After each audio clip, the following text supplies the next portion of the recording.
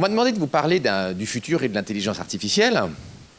C'est un sujet dont je débat souvent avec quelqu'un que j'admire beaucoup. Et si je m'intéresse au futur, à la prospective, à l'intelligence artificielle, c'est grâce à lui, qui a bercé mon adolescence et à qui je dois une bonne partie de ma curiosité intellectuelle, c'est Jacques Attali, qui parlera tout à l'heure. L'intelligence artificielle, ce n'est pas un problème technique. C'est un problème uniquement politique. L'intelligence artificielle, c'est uniquement le problème du cerveau. Il n'y a pas de problème d'intelligence artificielle. Il n'y a de problème que sur le cerveau parce que nous sommes notre cerveau. Et c'est un sujet qui va durer un certain temps parce que la concurrence entre le neurone et le transistor, elle ne va pas s'arrêter en 2072. C'est une affaire qui va nous poursuivre quelques milliards d'années. Donc il faut s'accrocher, pas du tout paniquer, mais il faut bien voir que nous sommes partis dans une coévolution lente. Alors d'abord, il faut bien comprendre qu'on va continuer à dire plein de conneries sur l'intelligence artificielle. C'est pour ça que ça m'inquiète toujours d'être filmé et que ça arrive sur YouTube, parce que on va prouver que j'ai raconté plein de conneries avant même ma mort. L'intelligence artificielle, c'est vachement dur. D'abord, il y a un vrai tsunami technologique qu'on n'avait pas bien prévu. Et regardez ce qu'a dit Sergey Brin, le copropriétaire de Google, à Davos. Il a dit « Je n'ai pas vu venir la vague du deep learning. Ça va beaucoup plus vite que je pensais. » Si Google, leader mondial de l'intelligence artificielle, n'a pas vu arriver la vague, vous imaginez bien que ça va être assez difficile pour les petits fonctionnaires de la caisse primaire d'assurance maladie. Et oui. Donc il est normal que la société civile ait du retard, il est normal que les politiques aient du retard, alors même que les producteurs principaux d'intelligence artificielle sur Terre n'ont pas vu la vague. C'est aussi difficile de réfléchir à l'intelligence artificielle parce que c'est freudien. Nous transférons, nous projetons sur l'intelligence artificielle toutes nos angoisses les plus archaïques. La peur de la mort, la peur de la figure du cyborg, du golem, la peur de l'intrusion, la peur de la perte de notre identité. Et puis, les transhumanistes et les bioprogressistes projettent leur pulsion mégalomaniaque. On a un équilibre très complexe entre l'hubris et némésis, entre la sagesse technologique et la démesure technologique. Également, c'est difficile parce que cela renvoie à toutes nos vieilles peurs malthusiennes. Souvenez-vous, Malthus qui expliquait que les Anglais allaient tous crever de faim quand la population dépasserait 5 millions d'habitants. Ils sont 65 millions, dont 30% d'obèses. Mais les gens avaient très peur. En 1812, les Luddites ont détruit les métiers à tisser et John Lloyd a été condamné à mort en Angleterre. Les canuts de Lyon ont inventé le sabotage en jetant leurs sabots dans les métiers à tisser, d'où le mot sabotage. Les oppositions entre ethno-progressistes et puis bioconservateurs et neuroconservateurs, nous allons en avoir plein. Ça ne facilite pas une réflexion raisonnable sur le sujet. Nous avons de grandes peurs malthusiennes et on finit par oublier qu'en 1793, pendant la Terreur, il y avait encore 29 000 porteurs d'eau à Paris. C'était un des principaux métiers. Alors, effectivement, ils n'ont pas disparu en 15 jours, c'est moins rapide que l'IA, mais enfin, ils ont quand même disparu. Le dernier porteur d'eau, ça doit être 1920 à Paris. D'où les angoisses, le revenu universel, Hamon, toutes ces visions datées d'un monde sans travail qui nous replonge dans la pulsion malthusienne. Aujourd'hui, l'intelligence artificielle n'est pas tout seul sur la table. C'est un des 3 grands basculements, car il y a 3 basculements simultanés. Le premier, vous le connaissez tous, c'est le basculement du centre de gravité géopolitique, géoéconomique, technologique, de l'Atlantique vers le Pacifique, de la Californie jusqu'à Seattle, en allant jusqu'à la côte est de la Chine, que Jacques Attali avait théorisé en 1978. Premier basculement. Le deuxième basculement, c'est le basculement du centre de gravité du neurone vers le transistor et vers l'IA. Troisième basculement, c'est le basculement de la politique traditionnelle vers la loi du code informatique. Code is law, comme dit Laurence Lessing, le professeur de technologie à Harvard. Les gens qui font les algorithmes chez Facebook et chez Google ont plus de pouvoir que François Hollande. La politique se déplace vers le code, vers les GAFA, vers les plateformistes. Ce d'autant qu'à part quelques exceptions, le niveau de la classe politique a énormément baissé. Mais on ne peut pas leur jeter la pierre. Il est extrêmement difficile de gérer une société qui va si vite. Ce triple basculement, il est considérable. Il explique la vague populiste, et je répète ce que j'ai dit tout à l'heure, la vague populiste, nous n'avons pas fini d'en entendre parler, et pour éviter qu'elle nous submerge, il y a des conditions compliquées. Compliquées. Ce triple basculement de centre de gravité, il construit un monde qui a 4 caractéristiques. Une économie basée sur des technologies exponentielles, les NBIC. Une idéologie démiurgique, le transhumanisme, qui veut tuer la mort, nous interfacer avec l'intelligence artificielle, nous augmenter et coloniser le cosmos. D'où les projets d'Amazon et de Tesla. L'homme n'a jamais eu de pulsion démiurgique réaliste. Il les a aujourd'hui. Et la Silicon Valley en est l'épicentre. Une économie de plateforme, au travers de l'intelligence artificielle, mais ce sera aussi la même chose sur la génétique et sur plein de technologies. Il y a des externalités de volume très fortes. On a vu qu'on ne peut pas faire d'intelligence artificielle et de l'éducation d'intelligence artificielle aujourd'hui si on a moins de 100 millions d'utilisateurs. Ce n'est pas l'épicerie market qui va faire ça à côté. Économie de plateforme. Et puis, dernier point essentiel, et c'est le sujet qui nous occupe aujourd'hui, une intelligence artificielle faible, quasi gratuite. Ce paysage économique, il est radicalement nouveau. Il est surprenant, il est choquant. Il conduit à une crise de conscience, à de grandes peurs. Il est paralysant. Alors qu'aujourd'hui, il faut tout faire sauf être paralysé. Il est crucial aujourd'hui d'adapter la société, car nous avons un décollage plus fort que jamais entre la technologie, la structure de nos élites politiques et le niveau des institutions. Nous avons des institutions qui sont merveilleusement bien adaptées à la gestion de l'État-providence des 30 Glorieuses. Nous avons une école qui est parfaite pour organiser le rattrapage par rapport aux États-Unis après la Deuxième Guerre mondiale. Mais toutes nos institutions sont inadaptées au monde qui vient. On commence à en récolter les premiers fruits. Marine Le Pen est aux portes du pouvoir. Les populistes ont gagné déjà dans plusieurs pays, même s'ils ont marqué un temps d'arrêt aux Pays-Bas le week-end dernier.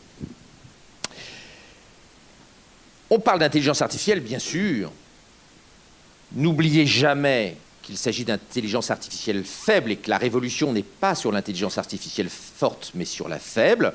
La forte pose un problème de sécurité. Mais tout ce que peut faire l'IA, l'IA faible peut le faire, et l'IA faible, on l'a aujourd'hui. Donc les enjeux socio-professionnels, ils sont déjà là et ils ne nécessitent pas d'intelligence artificielle forte, contrairement à ce qu'on imaginait il y a 20 ou 30 ans. D'autre part, il y a une différence fondamentale entre la robotique et l'intelligence artificielle. Nous ne sommes pas dans la décennie de la robotique. On va faire des robots simples, avec des bras articulés médiocres qui vont faire des bagnoles. Nous n'aurons pas de robots Android d'ici 2030. C'est trop cher et ça n'est pas versionnable. Les magnifiques robots de Google, de chez Boston Dynamics, qui font peur à tout le monde sur YouTube, coûtent entre 1 et 2 millions de dollars pièce. Avant que ça remplace les femmes de ménage au Sofitel de New York, DSK sera devenu sobre sur le plan affectif. Donc la robotique, c'est le coup d'après. Aujourd'hui, ce n'est pas la robotique, c'est l'intelligence artificielle dématérialisée. Un robot, la main n'est pas versionnée par magie chaque nuit, contrairement à votre version de WhatsApp sur votre smartphone. Alors, politique, parlons politique. L'IA nous pose un problème politique. Nous sortons de la première guerre cérébrale qui nous a opposés au cerveau d'Asie, et nous l'avons en valeur relative perdue. Singapour est numéro 1 mondial dans PISA. Les petits Vietnamiens sont meilleurs en mathématiques dans PISA que les petits Français. Le QI sur la côte d'Asie est à 108 en moyenne, 98 en France. Nous avons perdu la première guerre cérébrale.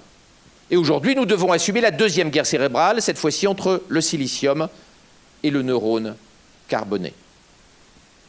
Il ne faut surtout pas paniquer. Il faut se préparer, organiser la société, changer d'élite. Et c'est quand même nous qui votons. Nous avons les élites que nous méritons dans l'Occident. Des élites qui raisonnent à 15 jours, pendant que le gouvernement chinois raisonne à 50 ans, et Google à 1000 ans. Quels sont les enjeux politiques? Les enjeux politiques, ils sont très simples. L'intelligence artificielle va faire mieux que nous la plupart de ce que nous faisons. Mais il y a des milliards de nouveaux emplois à créer. Les peurs malthusiennes sont ridicules. Nous ne guérissons toujours que 80% des cancers de l'enfant. Nous ne guérissons toujours que 55% des cancers de l'adulte. Nous avons des milliards de choses à faire. L'aventure humaine a besoin de tous les hommes pour les prochains milliards d'années. Donc nous n'allons pas être inoccupés au revenu universel de base avec du pain et les jeux du cirque comme la plèbe à Rome. Nous avons de quoi nous occuper à condition que nous changions nos institutions, que nous changions l'école et que nous changions la politique. On a un petit problème de souveraineté. Vous avez compris que pour éduquer l'intelligence artificielle, il faut beaucoup de données.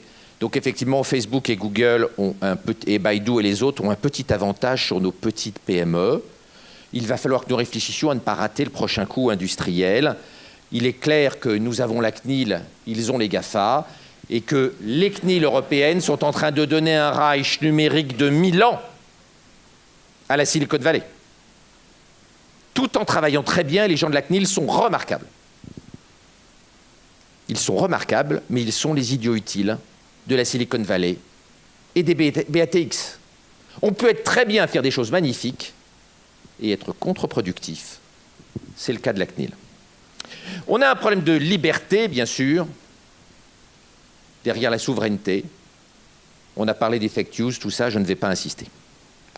Le problème principal, c'est le problème politique de la gestion des compétences. Nous avons voulu rentrer dans une économie de la connaissance, une économie de la data, une économie de la science.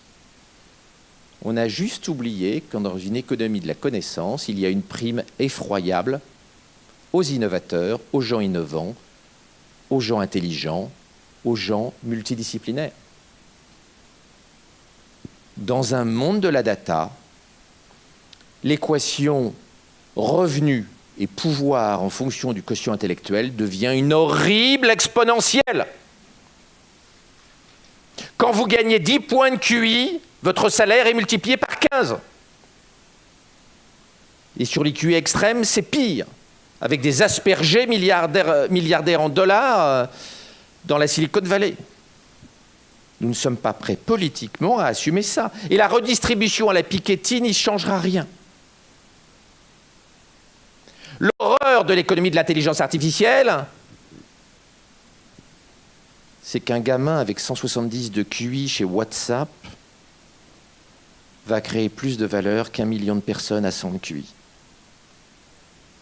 Ça n'est pas politiquement correct, c'est objectivement, moralement injuste. C'est l'horrible réalité de la société de la connaissance. Le principal facteur de production, c'est le neurone. Et les bons neurones valent plus que les neurones qui ne sont pas complémentaires de l'intelligence artificielle. Derrière, on a bien sûr 3 scénarios.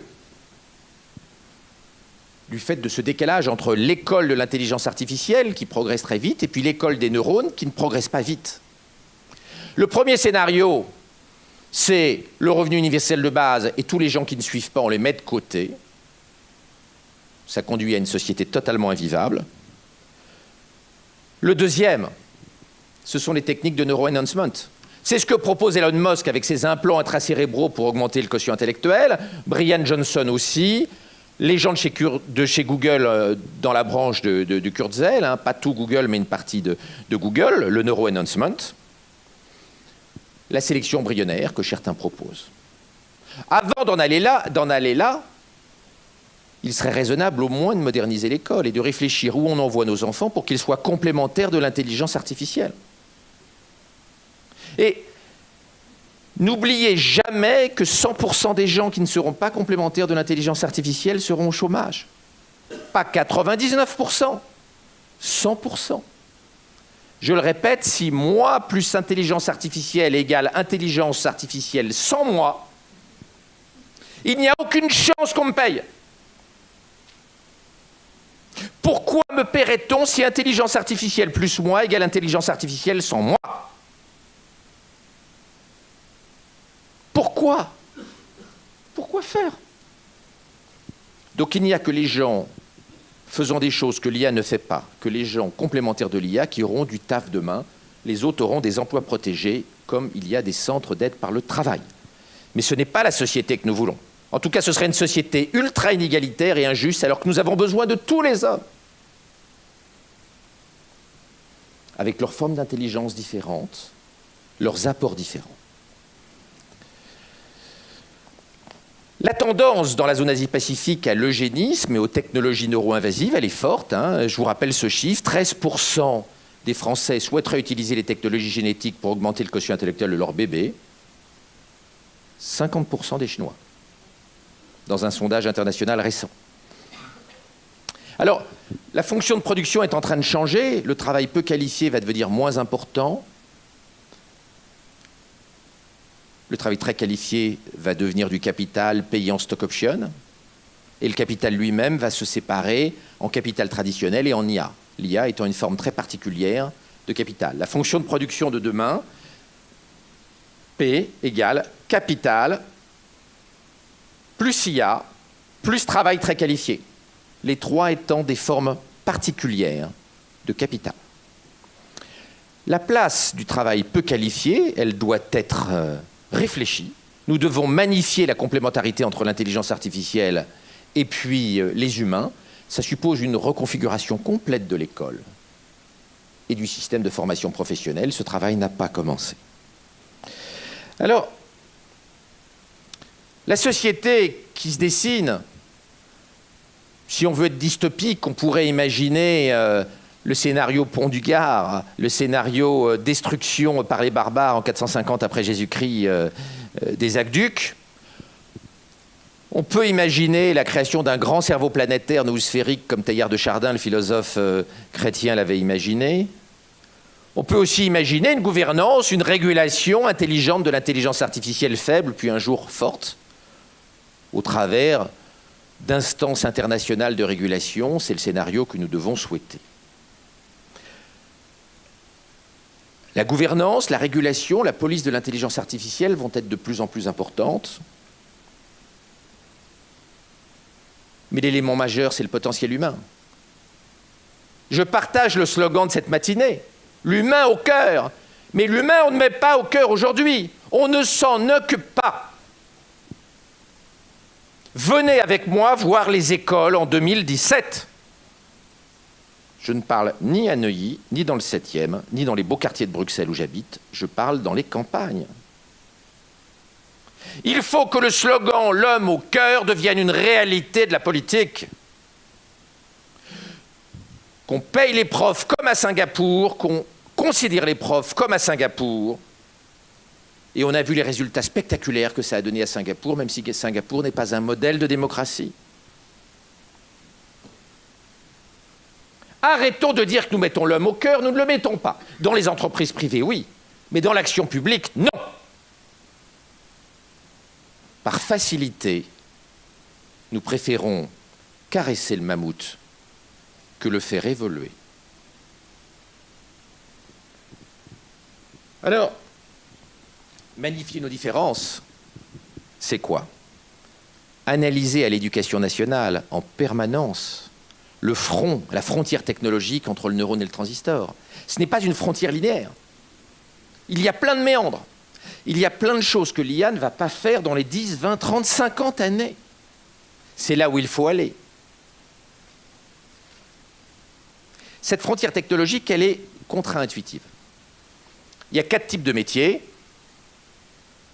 Basse compétence cognitive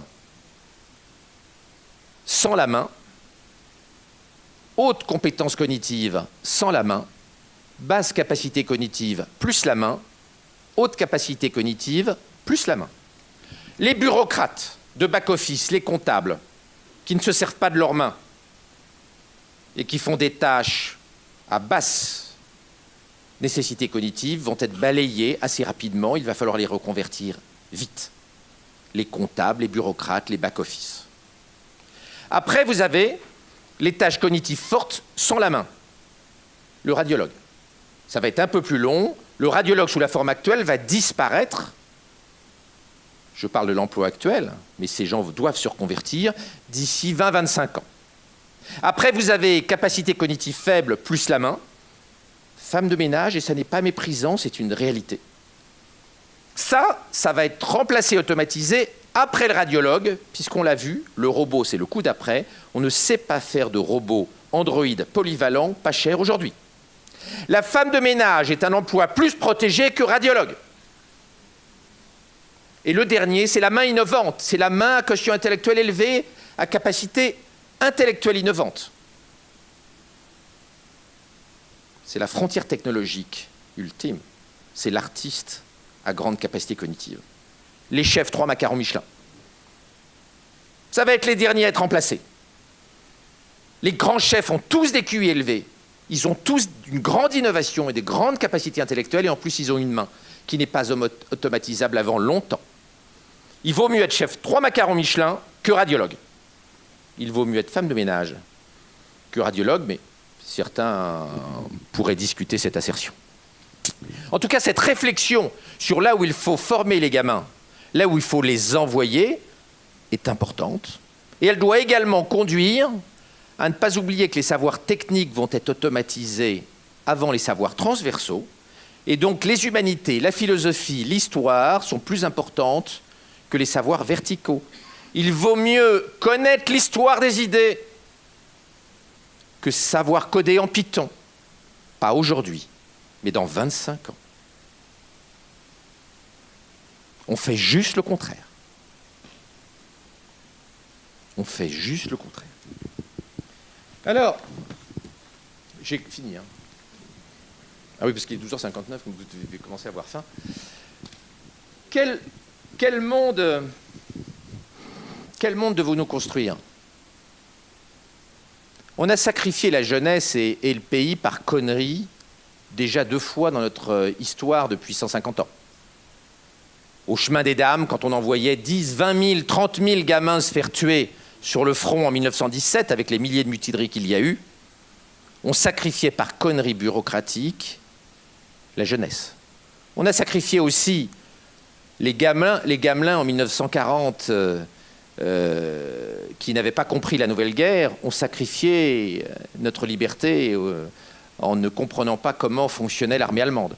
Il ne faut pas aujourd'hui que nous fassions la même chose. Le nouveau chemin des dames, le chemin des dames 2.0, d'envoyer au casse-pipe les gamins face à l'intelligence artificielle en 2025, en 2035, sans aucun outil. N'oubliez pas que les gamins qui sont à l'école aujourd'hui bosseront encore en 2060. Pensez-vous que la formation qu'on leur donne aujourd'hui va leur permettre d'être complémentaires face à l'intelligence artificielle faible? C'est honteux. C'est honteux. Le monde qui vient va être un monde compliqué. On ne va pas arrêter la technologie. Notre génération va avoir du mal. Il y aura forcément une part de fusion entre l'électronique et notre cerveau biologique, sans aller jusqu'au fantasme noosphérique. Nous allons être dans un bain numérique. Nous allons avoir des technologies de plus en plus intrusives. Les algorithmes pourraient créer une prison algocratique. Il ne faut pas que nous soyons enfermés là-dedans. Je ne sais pas plus que vous ce que doit être l'aventure humaine dans les décennies et les siècles qui viennent. Ce qui me paraît essentiel, c'est de préserver 3 lignes rouges. La première, même si nous créons un grand cerveau planétaire entre nous et l'intelligence artificielle dans le futur, nous devons pouvoir séparer notre cerveau. Nous devons pouvoir être autonomes. Nous devons défendre notre autonomie. La deuxième chose, c'est que la réalité virtuelle, des drogues de toutes sortes vont modifier notre conscience. Le réel va se fragmenter. Il faut sauver le réel et il faut que nous puissions sortir de la matrice. Et le troisième élément, sans lequel il n'y a pas de vie et pas de dignité humaine, il ne faut pas que tout soit prévisible. L'intelligence artificielle faible ne doit pas nous enfermer dans une prison tautologique où tout serait prévu. Il est capital de préserver le hasard. Car sans hasard, il n'y a pas d'aventure humaine. Il n'y a qu'un immense cauchemar que l'on peut anticiper dès sa naissance. Je vous remercie.